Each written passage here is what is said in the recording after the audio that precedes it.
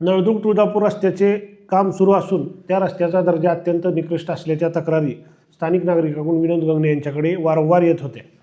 परंतु निवडणुकीचा काळ असल्यामुळे त्यांनी याबाबत नंतर पाहू असे सांगितले होते. परंतु मंगळवारी परत एकदा स्थानिक नागरिकांनी ठोस अशा स्वरूपाची तक्रार केल्यानंतर विनोद गंगणे यांनी आमदार राणा जगजितसिंह पाटील यांच्याशी संपर्क साधला. त्यानंतर आमदार राणा जगजितसिंह पाटील यांनी त्यांचे कर्मचारी व राष्ट्रीय महामार्ग प्राधिकरणाचे अभियंता व अधिकारी यांना या कामावर प्रत्यक्ष पाहणीसाठी पाठवलेले होते. ते अधिकारी कामाचा दर्जाची पाहणी करत असताना तेथे महाविकास आघाडीच्या कार्यकर्त्यांनी येण्याचं प्रयोजन काय? कामाच्या दर्जावरून विचारलेल्या प्रश्नाला उत्तर देण्याऐवजी त्याला राजकीय रंग देण्याचा प्रयत्न महाविकास आघाडीकडून केला जात आहे. घडलेली घटना नक्की दुर्दैवी आहे. तिचे समर्थन कोणीही करणार नाही.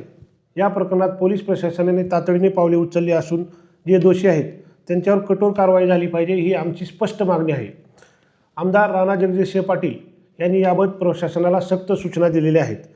या प्रकरणात कोणालाही पाठीशी घालण्याचा प्रश्न नाही. परंतु जे प्रकरण मूळतः रस्त्याच्या निकृष्ट दर्जावरून सुरू झालेलं आहे त्याला राजकीय रंग देण्याचा नेहमीप्रमाणे प्रयत्न हे काँग्रेसचे जिल्हाध्यक्ष धीरज पाटील हे करत आहेत. वास्तविक अशा संवेदनशील विषयावर त्यांनी घाणेरडे राजकारण करू नये.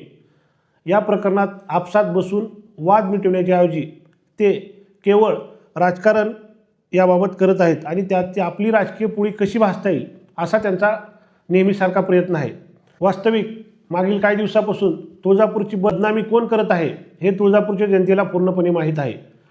धीरज पाटील हे धाराशिवमध्ये बसलेल्या उबाटा नेत्यांच्या सांगण्याहून पत्रकार परिषद घेत आहे हेही तुळजापूरमधील जनतेला ठाऊक आहे.